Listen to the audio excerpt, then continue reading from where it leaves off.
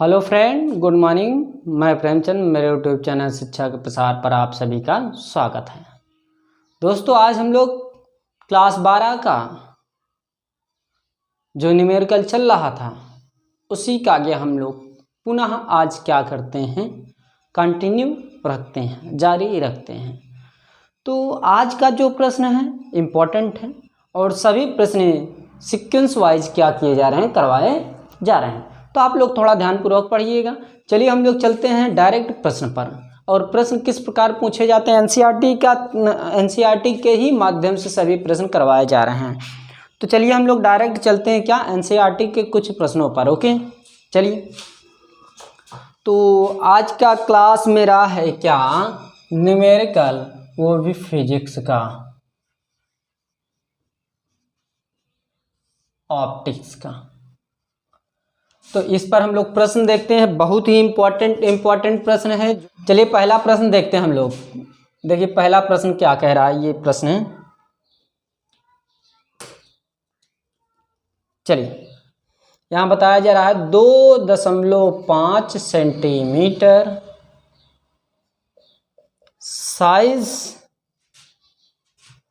Size की कोई छोटी मोमबत्ती, क्या, मोमबत्ती, ओके, मोमबत्ती 36 सेंटीमीटर वक्रता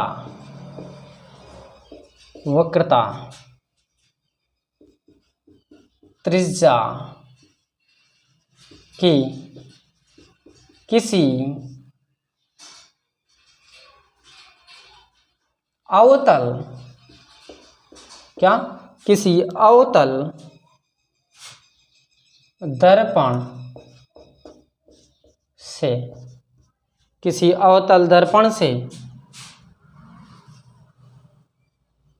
27 सेंटीमीटर दूरी पर रखी है। क्या, 27 सेंटीमीटर की दूरी पर रखी है। दर्पण से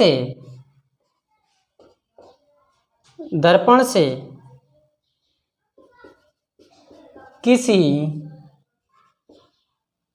पर्दे को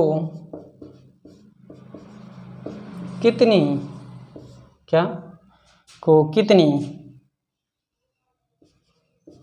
दूरी पर रखा जाए कि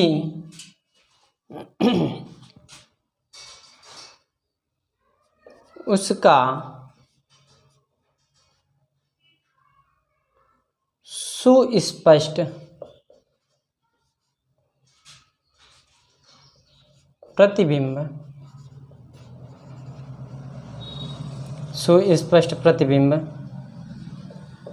पर्दे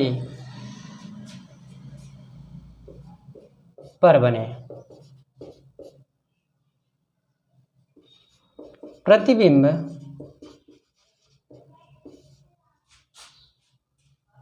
की प्रकृति और साइज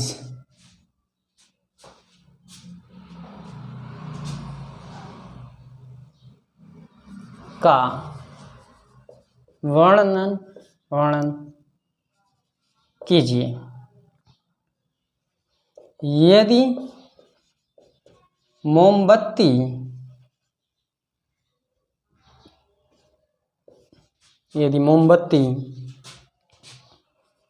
को दर्पण की ओर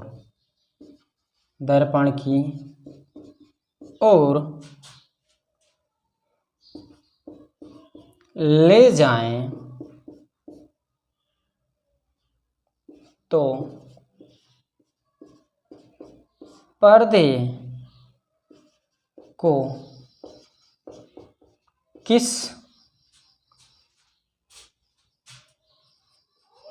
ओर घटाना पड़ेगा। देखिए ये एनसीईआरटी का फर्स्ट क्वेश्चन है जो बहुत ही इंपॉर्टेंट है। ओके, ये एनसीईआरटी का फर्स्ट क्वेश्चन है जो बहुत ही इंपॉर्टेंट है। ऐसे ही प्रश्न आपसे विस्तृत प्रश्न पूछे जाएंगे, विस्तृत क्वेश्चन में पूछे जाएंगे। तो जैसा कि यहाँ पर इसको हम लोग देखें तो ये प्रश्न इस प्रकार है, 2.5 सेंटीमीटर साइज की कोई छोटी मोमबत्ती 36 सेंटीमीटर वक्रता त्रिज्या की किसी अवतल दर्पण से 27 सेंटीमीटर दूर पर रखी है। दर्पण से किसी पर्दे को कितनी दूरी पर रखा जाए कि उसका सुस्पष्ट प्रतिबिंब पर्दे पर बने। प्रतिबिंब की प्रकृति और साइज का वर्णन कीजिए। यदि मोमबत्ती को दर्पण की ओर ले जाएं तो दर्पण को किस ओर घटाना पड़ेगा। बहुत ही इंपॉर्टेंट प्रश्न है, तो इसको आप लोग ध्यानपूर्वक पढ़िएगा। मैं इसको करवाने जा रहा हूं। देखिए इसमें जो है प्रोसेस, जैसे कि यहाँ पर सर्वप्रथम ये ध्यान देना है कि ये हमारा अवतल दर्पण से संबंधित है। क्या अवतल दर्पण से संबंधित है। और यहाँ पर सबसे बड़ी विशेषता ये है कि U हमारा जो दिया है, देखिए U जो दिया है, देखिए यहाँ पर 27 सेंटीमीटर U दिया है, राइट। ये 27 सेंटीमीटर U दिया है, दर्पण से 27 सेंटीमीटर दूरी पर रखिए, अर्थात ये U दिया है, ये जो 27 दिया है ये माइनस U दिया है, -27 सेंटीमीटर। ओके, और वस्तु की साइज क्या है दोस्तों, क्या वस्तु की साइज क्या है, वस्तु की साइज क्या है, O 2.5 सेंटीमीटर। देखिए ये जैसे कि मैंने उत्तल दर्पण, अवतल दर्पण मैंने सूत्र का निगमन करवाया, लेकिन लेंस में निगमन नहीं करवाया, जो 1/f बराबर 1/v माइनस 1/u होता है।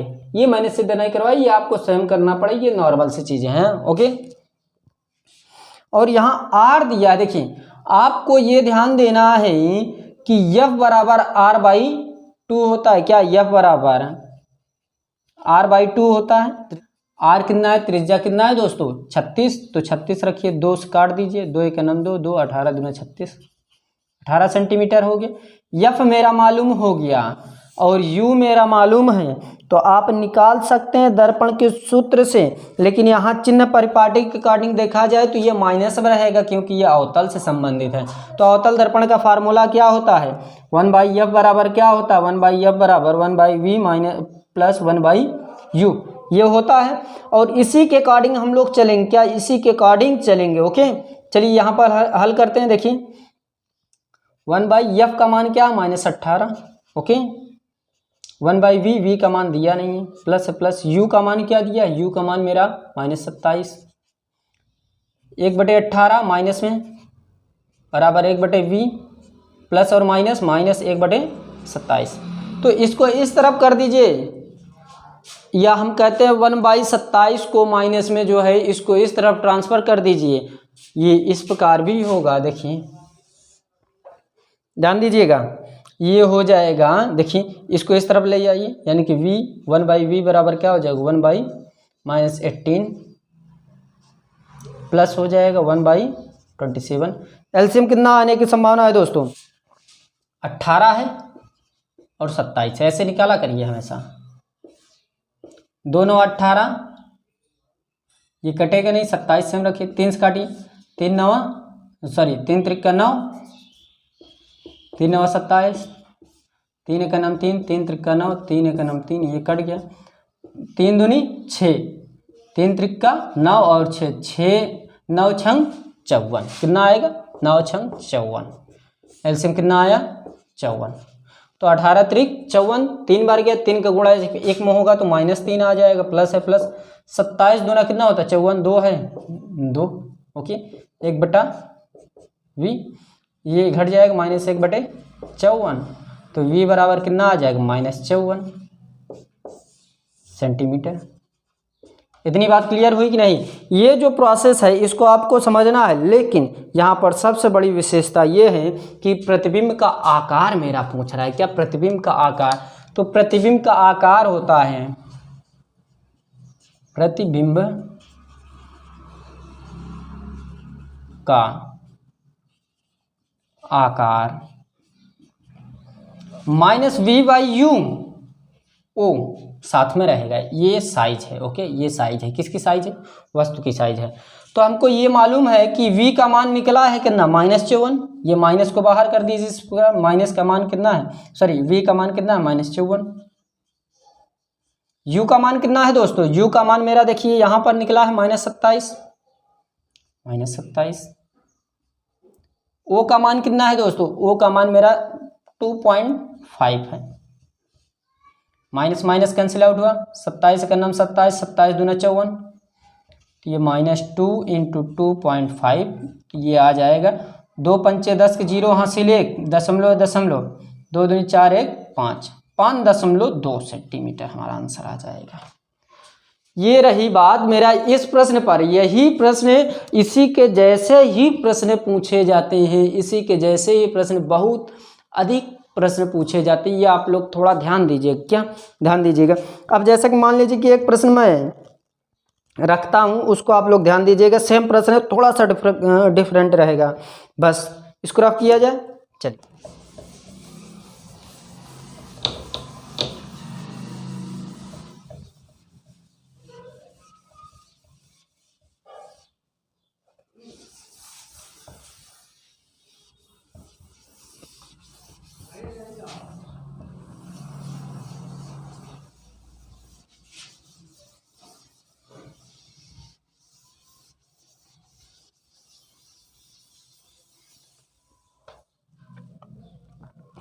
अब देखिए अगला प्रश्न हम लोग देखते हैं। अगला प्रश्न क्या है उस पर हम लोग विचार करते हैं। ओके, चलिए उसको भी लिखते हैं। लेकिन जैसा कि मैंने अभी जो प्रतिबिंब है वो दर्पण से 54 सेंटीमीटर दूरी पर होगा, ये 54 सेंटीमीटर की दूरी पर होगा। ये लिख लीजिए, दर्पण से वस्तु का प्रतिबिंब 54 सेंटीमीटर पर होगा। फिर उसके बाद अतः पर्दा दर्पण के सामने 54 सेंटीमीटर की दूरी पर ही रखा जाएगा। ये लिख लीजिएगा, ये तो आप लोग समझदार हैं स्वयं। चलिए अगला प्रश्न लिखते हैं। तो यहाँ दिया है 4.5 सेंटीमीटर साइज की कोई वस्तु, क्या कोई वस्तु या कोई सुई, लिखिए सुई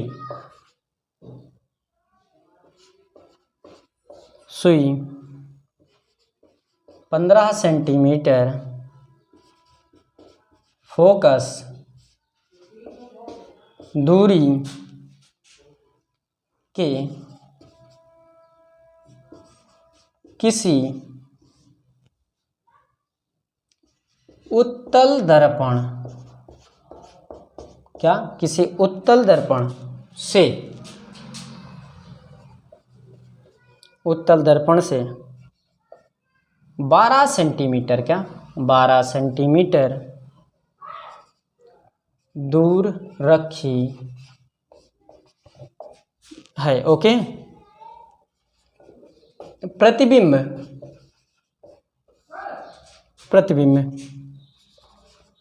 की स्थिति, प्रतिबिंब की स्थिति तथा आवर्धन लिखिए। क्या होता है जब सुई को दर्पण से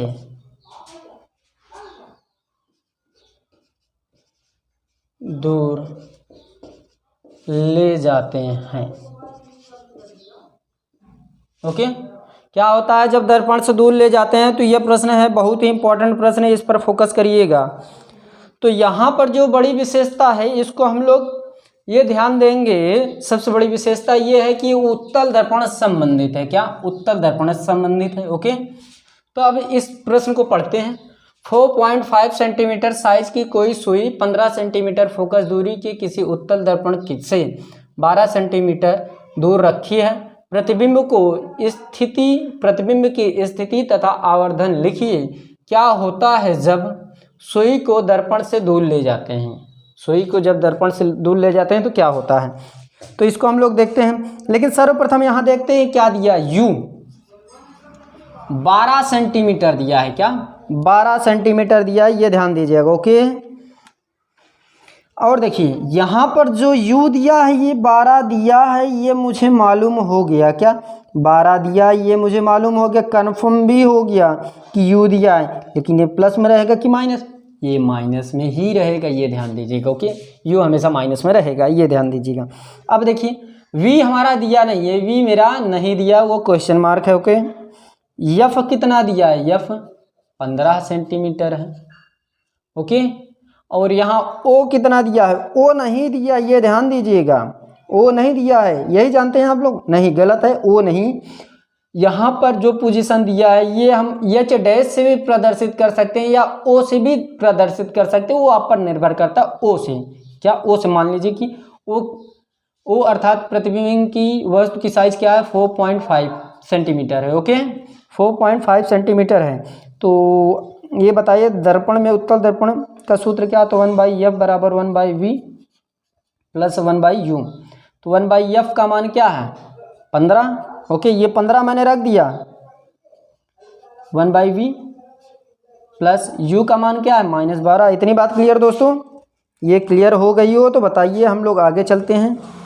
ओके, तो यहाँ पर हम लोग ये ध्यान देंगे कि ये जो प्रोसेस है 1/15 बराबर 1/v minus plus minus minus 12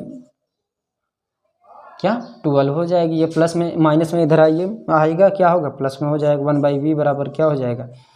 1/15 plus 1/12। LCM कितना आएगा दोस्तों? 1/v बराबर कितना आएगा? 12 पंजे 60, 60 एलसीएम आएगा। ओके, 15 चौको 60, 4 4 एक नम 4 प्लस है प्लस 12 पंजे 60, 5 एक नम 5। 1/v है, 1/v बराबर 5 4 9/60। इतनी बात क्लियर? v बराबर कितना हो जाएगा? 60/9। इतनी बात क्लियर दोस्तों? ऐसे ही सेंटीमीटर हो गया। अब क्या पूछ रहा है? प्रतिबिंब दर्पण के पीछे से 17 सेंटीमीटर रखा गया। यहाँ लिखना है प्रतिबिंब जो है दर्पण के पीछे से 6.67 या 60/9 सेंटीमीटर दूरी पर बनेगा। ओके, फिर हमारा ये मालूम है यम बराबर कितना होता है? यम बराबर यानी कि आवर्धन क्षमता क्या होता है? आई बटा होता है। परफेक्ट, नहीं क्लियर है तो बताइएगा। आई बराबर क्या, सॉरी यम बराबर I/O, या हम लोग ये V/U लिख सकते हैं। क्या? V/U लिख सकते हैं। इतनी बात क्लियर? तो यदि हमें V/U लिख सकते हैं तो यम बराबर ये भी तो लिख सकते हैं, यम बराबर -V/U इंटू O, ये भी तो लिखा जाएगा। तो यहाँ पर मान पुट कर दीजिए। V कितना है? V मेरा निकला है 60/9। U कितना निकला है? U कहीं दिया है -12, यहाँ माइनस है, यहाँ माइनस लगा दीजिए। ओके, O कितना है? O साइज दिया, ये देखिए 4.5, ये माइनस माइनस क्या हो जाएगा? प्लस हो जाएगा। इतनी बात क्लियर दोस्तों? ये मेरा हो गया। तो हम ये कह सकते हैं एक इसके बट्टे में ये ऊपर चला जाएगा, ये 1 का गुणा 60 में होगा 60, 9 का गुणा 12 में होगा 9 × 12 × 4.5, दशमलव कटा 0 पढ़ा, 12 का नम 12, 10 हो गया, 12 पंजे 60। इतनी बात क्लियर? 9 का नम 9, 9 5 45, 25। ओके, 25। लेकिन यहाँ पर ध्यान दीजिएगा बट्टे 1 10 है, ये दशमलव कटा 0, वो दशमलव बढ़ा, सॉरी 0 काटा दशमलव पड़ेगा 2.5 सेंटीमीटर। यम का मान हो गया मेरा। इतनी बात क्लियर कि नहीं दोस्तों? ये मेरा आंसर रहा दूसरे प्रश्न का। सीक्वेंस वाइज मैं करवा रहा हूँ, सीक्वेंस वाइज मैं करवा रहा हूँ, ये ध्यान दीजिएगा। लगातार मैं करवा रहा हूँ, एक निरंतर जो सीक्वेंस होता है उसके अनुसार मैं करवा रहा हूँ। अब आगे चलते हैं। ओके, एक प्रश्न और करवा देता हूँ जो बहुत ही प्रश्न इंपॉर्टेंट है। रफ किया जाए, चलिए ध्यान दीजिएगा, ये बहुत ही इंपॉर्टेंट प्रश्न है।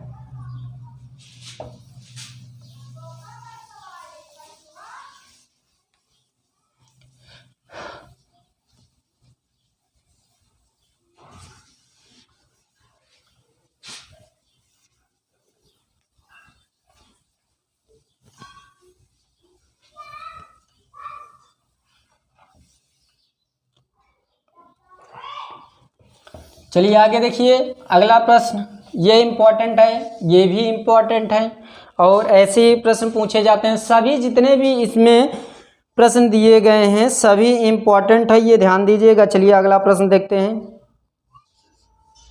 चलिए देखिए, कोई टैंक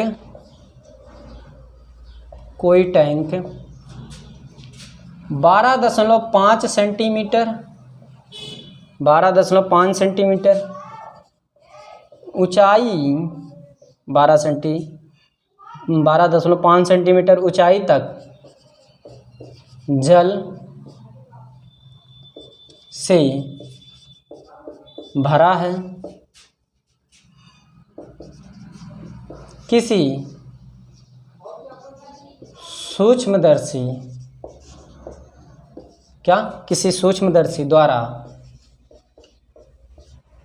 सूक्ष्मदर्शी द्वारा बीकर की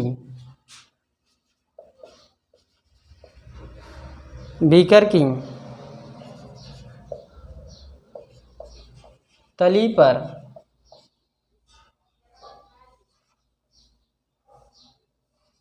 पड़ी किसी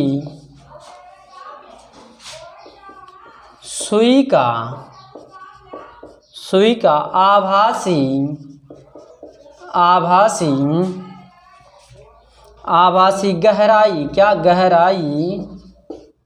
गहराई 9.4 सेंटीमीटर मापी 9.4 सेंटीमीटर मापी जाती है। क्या मापी जाती है?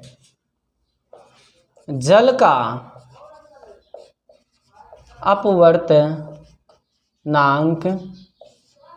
अपवर्तनांक क्या है?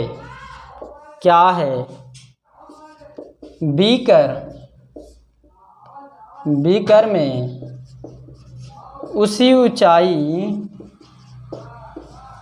ऊंचाई तक जल के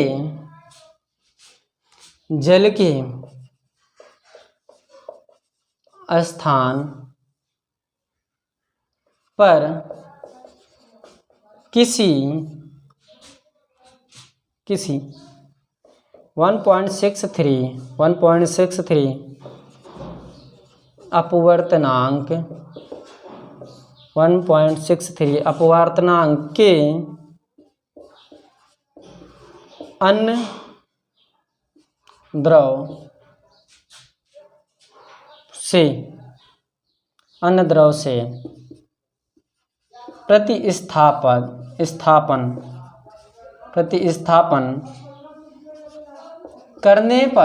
प्रतिस्थापन करने पर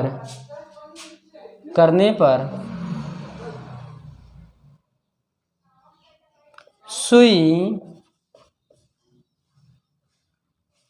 को पुनः फोकसित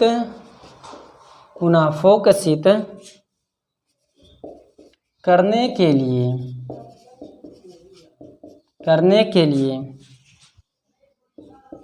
सूक्ष्मदर्शी को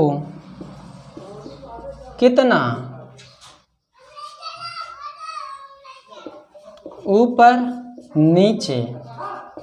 ऊपर या नीचे जाना होगा। देखिए बहुत ही इम्पोर्टेंट प्रश्न है और बहुत ही सरल है, बहुत इम्पोर्टेंट भी है और बहुत सरल है। तो इसमें देखिए कोई टैंक 12.5 सेंटीमीटर ऊंचाई तक जल से भरा है। किसी सूक्ष्मदर्शी द्वारा बीकर की तली पर पड़ी किसी सुई को आभासी गहराई 9.4 सेंटीमीटर मापी जाती है। जल का अपवर्तनांक क्या है? बीकर में उसकी ऊंचाई तक जल के स्थान पर किसी 1.63 अपवर्तनांक के अन्य द्रव से प्रतिस्थापन करने पर सुई को पुनः फोकसित करने के लिए सूक्ष्मदर्शी को कितना ऊंचा ऊपर नीचे ले जाना पड़ेगा, ऊपर या नीचे ले जाना पड़ेगा। तो ये ध्यान दीजिए कि जल का अपवर्तनांक होता है, जल का अपवर्तनांक, जल का अपवर्तनांक ANW बराबर होता है दोस्तों वास्तविक गहराई क्या, वास्तविक गहराई बटे आभासी गहराई क्या, आभासी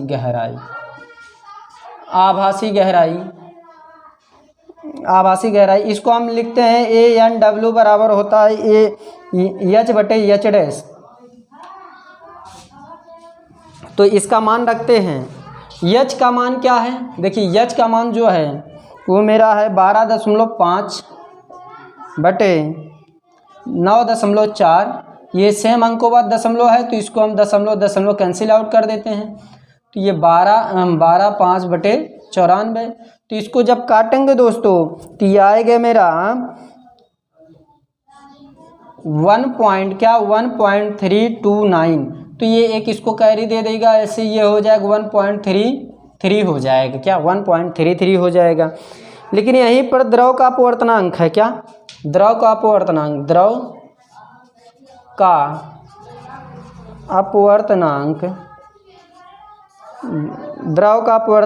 AN1 बराबर हो जाएगा, मान दिया है 1.63। तो ये ध्यान दीजिएगा AN1 बराबर है AN1 या ANW, बात वही है।